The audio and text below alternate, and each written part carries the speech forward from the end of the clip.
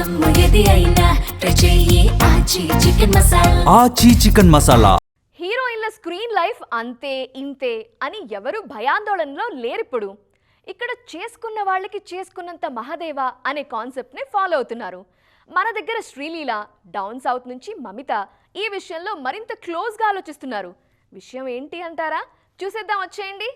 Sreeleela career మంచి ఊపు మీదున్నప్పుడు regular commercial హీరోయిన్గా కాకుండా భగవంత్ కేసరి లాంటి సినిమాలు నటించినప్పుడు అందరూ వావ్ అన్నారు.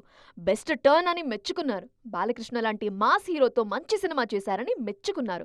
రీసెంట్ గా ఉస్తాద్ భగత్ సింగ్ లోనూ శ్రీలీల క్యారెక్టర్ కి మంచి మార్కులు పడుతున్నాయి. మమిత కూడా యాజ్ ఇట్ ఈస్ గా శ్రీలీల రూట్ లోనే ట్రావెల్ చేస్తున్నారు.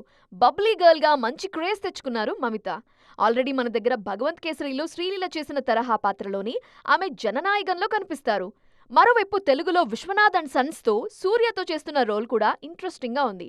తమిళ్లో ధనుష్ తో కరా మూవీలో సెల్లీ రోల్లో కనిపించనున్నారు మమితా బైజు.